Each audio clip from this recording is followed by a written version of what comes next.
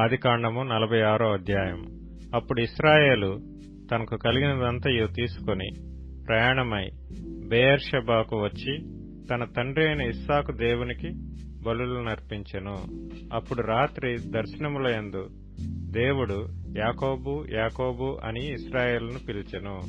అందుకతడు చిత్తము ప్రభువా అనెను. ఆయన, నేనే దేవుడను, నీ తండ్రి దేవుడను. ఐగుప్తునకు వెళ్ళుటకు భయపడకుము, అక్కడ నిన్ను గొప్ప జనముగా చేసెదను.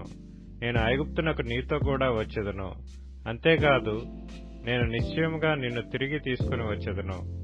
యోసేపు నీ కన్నుల మీద తన చెయ్యి ఉంచునని సెలవీయగా యాకోబు లేచి బెయేర్షెబా నుండి వెళ్ళెను.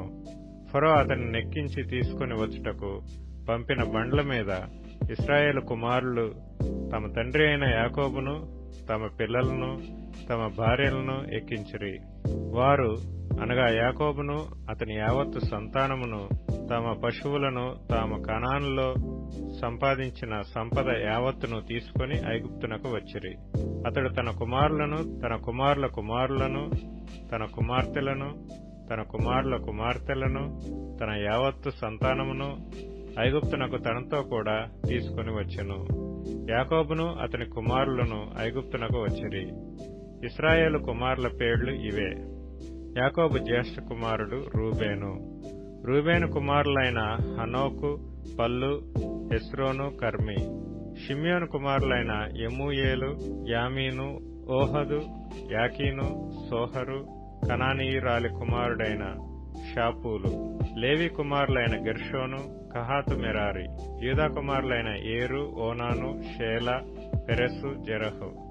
ఆ ఏరును ఓనానును కనాను దేశంలో చనిపోయిరి. పెరెసు కుమారులైన హెస్రోను, హామూలు. ఇస్సాకారు కుమారులైన తోలా, పువ్వా, యోబు, షిమ్రోను. జెబూలూను కుమారులైన సెరెదు, ఏలోను, యహలేలు. వీరు లేయా కుమారులు. ఆమె పద్దనరాములో యాకోబు వారిని అతని కుమార్తె అయిన దీనాను కనెను. అతని కుమారులను అతని కుమార్తెలను అందరినూ 33. గాదు కుమారులైన సిప్యోను, huggy, షూని, Ezbon, Eri, Arodi, Areli. Asher కుమారులైన ఇమ్నా, ఇష్వా, ఇష్వి, బెరీయా. వారి సహోదరి అయిన సెరహు. ఆ బెరీయా కుమారులైన హెబెరు, మల్కీయేలు. లాబాను తన కుమార్తె అయిన లేయాకిచ్చిన జిల్పా కుమారులు వీరే. ఆమె ఈ 16 మందిని యాకోబునకు కనెను. యాకోబు భార్య అయిన రాహేలు కుమారులైన యోసేపు, బెన్యామీను. యోసేపునకు మనష్షే, ఎఫ్రాయిములు పుట్టిరి. వారిని ఐగుప్తు దేశమందు ఓనుకు యాజకుడగు పోతీఫర కుమార్తె అయిన ఆసెనతు అతనికి కనెను. బెన్యామీను కుమారులైన బెలా, బేకెరు, అష్బేలు, గెరా, నయమాను, ఏహి, రోషు, ముప్పీము, హుప్పీము, ఆర్దు. యాకోబునకు రాహేలు కనిన కుమారులకు వీరందరూ 14. దాను కుమారుడైన హుషీము. నఫ్తాలి కుమారులైన యహసేలు, గూని, యోసెరు, షిల్లేము. లాబాను తన కుమార్తె అయిన రాహేలునకు ఇచ్చిన బిల్హా కుమారులు వీరే. ఆమె వారిని యాకోబునకు కనెను. వారందరూ 7. యాకోబు కోడండ్రును వినాయించి అతని గర్భవాసమున పుట్టి యాకోబుతో ఐగుప్తునకు వచ్చిన వారందరూ 66. ఐగుప్తులో అతనికి పుట్టిన యోసేపు కుమారులిద్దరు. ఐగుప్తునకు వచ్చిన యాకోబు కుటుంబపు వారందరూ 70 మంది. అతడు గోషెనుకు త్రోవ చూపుటకు యోసేపు నొద్దకు తనకు ముందుగా యూదాను పంపెను. వారు గోషెను దేశమునకు రాగా యోసేపు తన రథమును సిద్ధము చేయించి తన తండ్రి అయిన ఇశ్రాయేలును ఎదుర్కొంటకు గోషెనుకు వెళ్లి అతనికి కనబడెను. అప్పుడు అతడు అతని మెడ మీద పడి అతని మెడ పట్టుకొని ఎంతో ఏడ్చెను. అప్పుడు ఇశ్రాయేలు యోసేపుతో, నీవింకా బ్రతికి ఉన్నావు, నీ ముఖం చూచితిని గనుక నేనికను చనిపోవదునని చెప్పెను. యోసేపు తన సహోదరులను తన తండ్రి కుటుంబపు వారిని చూచి, నేను వెళ్లి ఇది ఫరోకు తెలియజేసి కనాను దేశంలో ఉండిన నా సహోదరులను నా తండ్రి కుటుంబపు వారును నా యొద్దకు వచ్చిరి. ఆ మనుషులు పశువులు గలవారు, వారు గొర్రెల కాపరులు. వారు తమ గొర్రెలను పశువులను తమకు కలిగినదంతయు తీసుకుని వచ్చిరని అతనితో చెప్పెదను. గొర్రెల కాపరి అయిన ప్రతివాడు ఐగుప్తీయులకు హేయుడు కనుక ఫరో మిమ్మల్ని పిలిపించి మీ వృత్తి ఏమిటని అడిగిన ఎడల మీరు గోషెను దేశమందు కాపురముండునట్లు మా చిన్నతనం నుండి ఇదివరకు నీ దాసులమైన మేమును మా పూర్వీకులను పశువులు గలవారమై ఉన్నామని ఉత్తరమీయుడని చెప్పెను. ఆదికాండము 47వ అధ్యాయము. యోసేపు వెళ్లి ఫరోను చూచి, నా తండ్రియు నా సహోదరులను వారి గొర్రెల మందలతోనూ వారి పశువులతోనూ వారికి కలిగినదంతటితోనూ కనాను దేశము నుండి వచ్చి గోషెనులోనున్నారని తెలియజేసి తన సహోదరులందరిలో 5 వెంటబెట్టుకుని పోయి వారిని ఫరో సమక్షమందు ఉంచెను. ఫరో అతని సహోదరులను చూచి మీ వృత్తి ఏమిటని అడిగినప్పుడు వారు నీ దాసులమైన మేమును మా పూర్వీకులను గొర్రెల కాపరులమని ఫరోతో చెప్పిరి. మరియు వారు కనాను దేశమందు కరువు భారముగా ఉన్నందున నీ దాసులకు కలిగి ఉన్న మందలకు మేత లేదు కనుక ఈ దేశంలో కొంతకాలముండుటకు వచ్చితిమి. కాబట్టి గోషెను దేశంలో నీ దాసులు నివసింప సెలవిమ్మని ఫరోతో అనగా, ఫరో యోసేపును చూచి, నీ తండ్రియు నీ సహోదరులను నీ యొద్దకు వచ్చియున్నారు. ఐగుప్తు దేశము నీ ఎదుట ఉన్నది. ఈ దేశంలోని మంచి ప్రదేశమందు నీ తండ్రిని నీ సహోదరులను నివసింపచేయము. గోషెను దేశంలో వారు నివసింపవచ్చును. వారిలో ఎవరైనా ప్రజ్ఞ గలవారని నీకు తోచిన ఎడల నా మందల మీద వారిని అధిపతులుగా నియమించుమని చెప్పెను. మరియు యోసేపు తన తండ్రి అయిన యాకోబును లోపలికి తీసుకుని వచ్చి ఫరో సమక్షమందు అతన్ని నుంచగా యాకోబు ఫరోను దీవించెను. ఫరో, నీవు జీవించిన సంవత్సరములెన్ని అని యాకోబును అడిగినందుకు యాకోబు, నేను యాత్ర చేసిన సంవత్సరములు 130, నేను జీవించిన సంవత్సరములు కొంచెముగాను దుఃఖసహితమైనవిగా ఉన్నవి. అవి నా పితరులు యాత్ర చేసిన దినములలో వారు జీవించిన సంవత్సరములన్నీ కాలేదని ఫరోతో చెప్పి ఫరోను దీవించి ఫరో ఎదుట నుండి వెళ్లిపోయెను. ఫరో ఆజ్ఞాపించినట్లు యోసేపు తన తండ్రిని తన సహోదరులను ఐగుప్తు దేశములో నివసింపచేసి ఆ దేశములో రామశేసను మంచి ప్రదేశములో వారికి స్వాస్థ్యమునిచ్చెను. మరియు యోసేపు తన తండ్రిని తన సహోదరులను తన తండ్రి కుటుంబపు వారినందరినీ వారి వారి పిల్లల లెక్క చొప్పున వారికి ఆహారమిచ్చి సంరక్షించెను. కరువు మిక్కిలి భారమైనందున ఆ దేశమందంతటను ఆహారం లేకపోయెను. కరువు వలన ఐగుప్తు దేశమును కనాను దేశమును క్షీణించెను. వచ్చిన వారికి ధాన్యం అమ్ముట వలన ఐగుప్తు దేశంలోనూ కనాను దేశంలోనూ దొరికిన ద్రవ్యమంతా యోసేపు సమకూర్చెను. ఆ ద్రవ్యమంతటిని యోసేపు ఫరో నగరులోనికి తెప్పించెను. ఐగుప్తు దేశమందును కనాను దేశమందును ద్రవ్యము వ్యయమైన తరువాత ఐగుప్తీయులందరూ యోసేపు నొద్దకు వచ్చి, మాకు ఆహారం ఇప్పించుము, నీ సముఖమందు మేమేలా చావవలెను, ద్రవ్యము వ్యయమైనది కదా అనిరి. అందుకు యోసేపు, మీ పశువులను ఇయ్యుడి, ద్రవ్యము వ్యయమైపోయిన ఎడల మీ పశువులకు ప్రతిగా నేను మీకు ధాన్యం ఇచ్చేదనని చెప్పెను. కాబట్టి వారు తమ పశువులను యోసేపు నొద్దకు తీసుకుని వచ్చిరి. యోసేపు గుర్రములను, గొర్రెల మందలను, పశువుల మందలను, గాడిదలను తీసుకుని వారికి ఆహారం ఇచ్చెను. ఆ సంవత్సరమందు వారి మందలన్నిటికీ ప్రతిగా అతడు వారికి ఆహారమిచ్చి సంరక్షించెను. ఆ సంవత్సరము గతించిన తరువాత 2వ సంవత్సరమున వారు అతని యొద్దకు వచ్చి, ఇది మా ఏలిన వారికి మరుగు చేయము, ద్రవ్యము వ్యయమైపోయెను, పశువుల మందలను ఏలిన వారి వశమాయెను. ఇప్పుడు మా దేహములను మా పొలములను తప్ప మరి ఏమీయూ ఏలిన వారి సముఖమున మిగిలి ఉండలేదు. నీ కన్నుల ఎదుట మా పొలములను మేమును నశింపనేలా ఆహారమిచ్చి మమ్మును మా పొలములను కొనుము. మా పొలములతో మేము ఫరోకు దాసులమగుదుము. మేము చావక బ్రతుకున్నట్లు పొలములు పాడైపోకుండానట్లును మాకు విత్తనములిమ్మని అడిగిరి. అట్లు యోసేపు ఐగుప్తు భూములన్నిటినీ ఫరో కొరకు కొనెను. కరువు వారికి భారమైనందున ఐగుప్తీయులందరూ తమ తమ పొలములను అమ్మివేసిరి గనుక భూమి ఫరోది అయెను. అతడు ఐగుప్తు పొలిమేర్ల యొక్క ఈ చివర నుండి ఆ చివర వరకును జనులను ఊళ్లలోనికి రప్పించెను. యాజకుల భూమి మాత్రమే అతడు కొనలేదు. యాజకులకు ఫరో భత్యములు నియమించెను. ఫరో ఇచ్చిన భత్యముల వలన వారికి భోజనము జరిగెను గనుక వారు తమ భూములను అమ్మలేదు. యోసేపు, ఇదిగో నేడు మిమ్మును మీ భూములను ఫరో కొరకు కొనియున్నాను. ఇదిగో మీకు విత్తనములు, పొలములలో విత్తుడి. పంటలలో 5వ భాగము మీరు ఫరోకు ఇయ్యవలెను. 4 భాగములు పొలములలో విత్తుటకును, మీకును మీ కుటుంబపు వారికిని ఆహారమొగటుకును, మీ పిల్లలకు ఆహారమునకును మీవై ఉండునని ప్రజలతో చెప్పగా, వారు, నీవు మమ్ము బ్రతికించితివి, ఏలిన వారి కటాక్షము మా మీద నుండనిమ్ము, ఫరోకు దాసులమొగుదుమని చెప్పిరి. అప్పుడు 5వ భాగం ఫరోదని నేటి వరకు యోసేపు ఐగుప్తు భూములను గూర్చి కట్టడ నియమించెను. యాజకుల భూములు మాత్రమే వినాయింపబడెను, అవి ఫరోవి కావు. ఇశ్రాయేలీలు ఐగుప్తు దేశమందలి గోషెను ప్రదేశంలో నివసించిరి.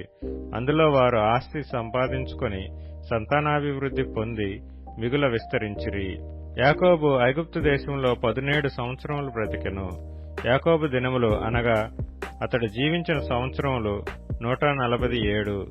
ఇశ్రాయేలు చావవలసిన దినములు సమీపించినప్పుడు అతడు తన కుమారుడైన యోసేపును పిలిపించి, నా ఎడల నీకు కటాక్షమున్న ఎడల దయచేసి నీ చెయ్యి నా తొడ క్రింద ఉంచి నా ఎడల దయను నమ్మకమును కనుపరచుము. ఎట్లనగా నన్ను ఐగుప్తులో పాతిపెట్టకుము. నా పితరులతో కూడా నేను పండుకొనున్నట్లు ఐగుప్తులో నుండి నన్ను తీసుకొని పోయి వారి సమాధిలో నన్ను పాతిపెట్టుమని అతనితో చెప్పెను. అందుకతడు, నేను నీ మాట చొప్పున చేసేదనెను. మరియు అతడు నాతో ప్రమాణం చేయమన్నప్పుడు యోసేపు అతనితో ప్రమాణం చేసెను. అప్పుడు ఇశ్రాయేలు తన మంచపు తలాపి మీద వంగి దేవునికి నమస్కారం చేసెను. ఆదికాండము 48వ అధ్యాయము. ఈ సంగతులైన తరువాత, ఇదిగో నీ తండ్రి కాయలాగా ఉన్నాడని ఒకడు యోసేపుతో చెప్పెను. అప్పుడు అతడు మనష్షే ఎఫ్రాయిములు అను తన 2 కుమారులను వెంటబెట్టుకొని పోగా, ఇదిగో నీ కుమారుడైన యోసేపు నీ యొద్దకు వచ్చుచున్నాడని యాకోబునకు తెలుపబడెను. అంతటా ఇశ్రాయేలు బలము తెచ్చుకొని తన మంచము మీద కూర్చుండెను. యోసేపును చూచి, కనాను దేశమందలి లూజులో సర్వశక్తిగల దేవుడు నాకు కనబడి నన్ను ఆశీర్వదించి, ఇదిగో నీకు సంతానాభివృద్ధి పొందించి నిన్ను విస్తరింపచేసి నీవు జనముల సమూహమగునట్లు నీ తరువాత నీ సంతానమునకు ఈ దేశమును నిత్య స్వాస్థ్యముగా ఇచ్చెదనని సెలవిచ్చెను. ఇదిగో నేను ఐగుప్తునకు నీ యొద్దకు రాక మునుపు ఐగుప్తు దేశంలో నీకు పుట్టిన నీ 2 కుమారులు నా బిడ్డలే. రూబేను షిమ్యోనుల వలె ఎఫ్రాయిము మనష్షే నా బిడ్డలై ఇందురు. వారి తరువాత నీవు కనిన సంతానము నీదే. వారు తమ సహోదరుల స్వాస్థ్యమును బట్టి వారి పేళ్ల చొప్పున పిలువబడుదురు. పద్దనరాము నుండి నేను వచ్చుచున్నప్పుడు ఎఫ్రాతాకు ఇంక కొంత దూరం నుండగా మార్గమున రాహేలు కనాను దేశములో నా ఎదుట మృతి పొందెను. అక్కడ బెత్లెహేమును ఎఫ్రాతా మార్గమున నేను ఆమెను పాతిపెట్టితునని యోసేపుతో చెప్పెను. ఇశ్రాయేలు యోసేపు కుమారులను చూచి వీరెవరని అడగగా, యోసేపు, వీరు నా కుమారులు, వీరిని ఈ దేశమందు దేవుడు నాకనుగ్రహించునని తన తండ్రితో చెప్పెను. అందుకతడు, నేను వారిని దీవించుటకు నా దగ్గరకు వారిని తీసుకొని రమ్మనెను. ఇశ్రాయేలు కన్నులు వృద్ధాప్యం వలన మందముగా ఉండెను గనుక అతడు చూడలేకపోయెను. యోసేపు వారిని అతని దగ్గరకు తీసుకుని వచ్చినప్పుడు అతడు వారిని ముద్దు పెట్టుకుని కౌగలించుకొనెను. ఇశ్రాయేలు యోసేపుతో, నీ ముఖము చూచెదనని నేను అనుకొనలేదు గాని నీ సంతానమును దేవుడు నాకు కనపరిచి ఉన్నాడనగా, యోసేపు అతని మోకాళ్ల మధ్య నుండి వారిని తీసుకొని అతనికి సాష్టాంగ నమస్కారం చేసెను. తరువాత యోసేపు ఇశ్రాయేలు ఎడమ చేతి తట్టున తన కుడి చేత ఎఫ్రాయిమును, ఇశ్రాయేలు కుడి చేతి తట్టున తన ఎడమ చేత మనష్షేను పట్టుకొని వారినిద్దరినీ అతని దగ్గరకు తీసుకుని వచ్చెను. మనష్షే పెద్దవాడైనందున ఇశ్రాయేలు తన చేతులను యుక్తిగా చాచి, చిన్నవాడైన ఎఫ్రాయిము తల మీద తన కుడి చేతిని, మనష్షే తల మీద తన ఎడమ చేతిని ఉంచెను. అతడు యోసేపును దీవించి, నా పితరులైన అబ్రహాము, ఇస్సాకు ఎవని ఎదుట నడుచుచుండిరో ఆ దేవుడు, నేను పుట్టినది మొదలుకొని నేటి వరకును ఎవడు నన్ను పోషించునో ఆ దేవుడు, అనగా సమస్తమైన కీడులలో నుండి నన్ను తప్పించిన దూత ఈ పిల్లలను ఆశీర్వదించునుగాక. నా పేరును, అబ్రహాము ఇస్సాకులను, నా పితరుల పేరును వారికి పెట్టబడునుగాక. భూమి యందు వారు బహుగా విస్తరించుదురుగాక అని చెప్పెను. యోసేపు ఎఫ్రాయిము తల మీద తన తండ్రి కుడిచేయి పెట్టుట చూచినప్పుడు అది అతనికి ఇష్టము కాకపోయెను. గనుక అతడు మనష్షే తల మీద పెట్టించవలనని తన తండ్రి చెయ్యి ఎఫ్రాయిము తల మీద నుండి ఎత్తి, నా తండ్రి, అట్లు కాదు, ఇతడే పెద్దవాడు, నీ కుడి చెయ్యి ఇతని తల మీద పెట్టుమని చెప్పెను. అయినను అతని తండ్రి ఒప్పక, అది నాకు తెలియను, నా కుమారుడా, అది నాకు తెలియను, ఇతడును ఒక జనసమూహమై గొప్పవాడగును గాని ఇతని తమ్ముడు ఇతని కంటే గొప్పవాడగును, అతని సంతానము జనముల సమూహమగునని చెప్పెను. ఆ దినమందు అతడు వారిని దీవించి, ఎఫ్రాయిము వలన మనష్షే వలన దేవుడు నిన్ను చేయునుగాకని ఇశ్రాయేలీలు నీ పేరు చెప్పి దీవించెదరనెను. అలాగూ అతడు మనష్షే కంటే ఎఫ్రాయిమును ముందుగా ఉంచెను. మరియు ఇశ్రాయేలు, ఇదిగో నేను చనిపోవచున్నాను, అయినను దేవుడు మీకు తోడయుండి మీ పితరుల దేశమునకు మిమ్మను మరలా తీసుకొని పోవను. నేను నీ సహోదరుల కంటే నీకు ఒక భాగము ఎక్కువగా ఇచ్చితిని, అది నా కత్తితోనూ నా వింటితోనూ అమోరీల చేతిలో నుండి తీసుకొంటినని యోసేపుతో చెప్పెను. మత్తయి సువార్త 16వ అధ్యాయము. అప్పుడు పరిసయ్యులను సద్దూకయ్యులను వచ్చి ఆయనను శోధించుటకు ఆకాశము నుండి ఒక సూచక క్రియను తమకు చూపమని ఆయనను అడగగా, ఆయన ఇట్లనెను, సాయంకాలమున మీరు ఆకాశము ఎర్రగాయున్నది గనుక వర్షము కురియదనియు, ఉదయమున ఆకాశము ఎర్రగాను మబ్బుగాను ఉన్నది గనుక నేడు గాలివాన వచ్చుననియు చెప్పుదురు గదా. మీరు ఆకాశ వైఖరి వివేచింప నెరుగుదురు గాని ఈ కాలముల సూచనలను వివేచింపలేరు. వ్యభిచారులైన చెడ్డతరము వారా, సూచక క్రియ నడుగుచున్నారు. అయితే యోనాను గూర్చిన సూచక క్రియయే గాని మరి ఏ సూచక క్రియైనా వారికి అనుగ్రహింపబడదని వారితో చెప్పి వారిని విడిచి వెళ్లిపోయెను. ఆయన శిష్యులు అద్దరికి వచ్చి రొట్టెలు తెచ్చుటకు మరచిరి. అప్పుడు యేసు, చూచుకొనుడి, పరిసయ్యులు సద్దూకయ్యులు అను వారి పులిసిన పిండిని గూర్చి జాగ్రత్త పడుడని వారితో చెప్పెను.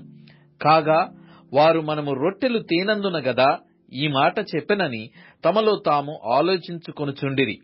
యేసు అది ఎరిగి, అల్ప విశ్వాసులారా, మన యొద్ద రొట్టెలు లేవని మీరెందుకు ఆలోచించుకొనుచున్నారు? మీరింకను గ్రహింపలేదా? 5 రొట్టెలు 5,000 మందికి పంచిపెట్టినప్పుడు ఎన్ని గంపెళ్ళు ఎత్తితిరో, అది అయినను మీ 7 రొట్టెలు 4,000 మందికి పంచిపెట్టినప్పుడు ఎన్ని గంపెళ్ళు ఎత్తితిరో, అది అయినను మీకు జ్ఞాపకము లేదా? నేను రొట్టెలను గూర్చి మీతో చెప్పలేదని మీరెందుకు గ్రహింపరు? పరిసయ్యులు సద్దూకయ్యులు అనువారి పులిసిన పిండిని గూర్చియే జాగ్రత్త పడుడని చెప్పెను. అప్పుడు రొట్టెల పులిసిన పిండిని గూర్చి కాదుగాని పరిసయ్యులు సద్దూకయ్యులు అనువారి బోధను గూర్చియే జాగ్రత్త పడవలెనని ఆయన తమతో చెప్పెనని వారు గ్రహించిరి. యేసు ఫిలిప్పుదైన కైసరయ్య ప్రాంతములకు వచ్చి, మనుష్య కుమారుడెవడని జనులు చెప్పుకొనుచున్నారని తన శిష్యులను అడగగా, వారు కొందరు బాప్తిస్మమిచ్చు యోహాననియు, కొందరు ఏలియా అనియు, కొందరు ఇర్మియా అనియు, లేక ప్రవక్తలలో ఒకడనియు చెప్పుకొనుచున్నారనిరి. అందుకాయన, మీరైతే నేను ఎవడనని చెప్పుకొనుచున్నారని వారిని అడిగెను. అందుకు సీమోను పేతురు, నీవు సజీవుడగు దేవుని కుమారుడవైన క్రీస్తువని చెప్పెను. అందుకు యేసు, సీమోను బరయోనా, నీవు ధన్యుడవు. పరలోకమందున్న నా తండ్రి ఈ సంగతిని నీకు బయలుపరచనే గాని నరులు నీకు బయలుపరచలేదు. మరియు నీవు పేతురువు, ఈ బండ మీద నా సంఘమును కట్టుదును, పాతాళ లోక ద్వారములు దాని ఎదుట నిలవ నేరవని నేను నీతో చెప్పుచున్నాను. పరలోక రాజ్యం యొక్క తాళపు చెవులు నీకిచ్చెదను. నీవు భూలోకమందు దేని బంధించుదువో అది పరలోకమందును బంధింపబడును, భూలోకమందు దేని విప్పుదువో అది పరలోకమందును విప్పబడునని అతనితో చెప్పెను. అటుపిమ్మట తాను క్రీస్తు అని ఎవనితోనూ చెప్పవద్దని ఆయన తన శిష్యులకు ఖండితముగా ఆజ్ఞాపించెను. అప్పటి నుండి తాను యెరూషలేమునకు వెళ్లి పెద్దల చేతను ప్రధాన యాజకుల చేతను శాస్త్రుల చేతను అనేక హింసలు పొంది చంపబడి 3వ దినమున లేచుట అగత్యమని యేసు తన శిష్యులకు తెలియజేయ మొదలుపెట్టగా, పేతురు ఆయన చేయి పట్టుకొని, ప్రభువా, అది నీకు దూరమగునుగాక అని నీకెన్నడును కలగదని ఆయనను గద్దింపసాగెను. అయితే ఆయన పేతురు వైపు తిరిగి, సాతానా, నా వెనుకకు పొమ్ము, నీవు నాకు అభ్యంతర కారణమయ్యున్నావు. నీవు మనుష్యుల సంగతులనే తలంచుచున్నావు గాని దేవుని సంగతులను తలంపకయున్నావని పేతురుతో చెప్పెను. అప్పుడు యేసు తన శిష్యులను చూచి, ఎవడైనను నన్ను వెంబడింపగోరిన ఎడల తన్ను తాను ఉపేక్షించుకొని తన సిలువనెత్తుకొని నన్ను వెంబడింపవలెను. తన ప్రాణమును రక్షించుకొనగోరువాడు దాని పోగొట్టుకొనును. నా నిమిత్తము తన ప్రాణమును పోగొట్టుకొనువాడు దాన్ని దక్కించుకొనును. ఒక మనుష్యుడు లోకమంతయు సంపాదించుకొని తన ప్రాణమును పోగొట్టుకొంటే అతనికేమి ప్రయోజనము? ఒక మనుష్యుడు తన ప్రాణమునకు ప్రతిగా నేమి ఇయ్యగలడు? మనుష్య కుమారుడు తన తండ్రి మహిమ గలవాడై తన దూతలతో కూడా రాబోవుచున్నాడు. అప్పుడు ఆయన ఎవని క్రియల చొప్పున వానికి ఫలమిచ్చును. ఇక్కడ నిలిచియున్న వారిలో కొందరు మనుష్య కుమారుడు తన రాజ్యముతో వచ్చుట చూచు వరకు మరణమును రుచి చూడరని నిశ్చయముగా మీతో చెప్పుచున్నానెను.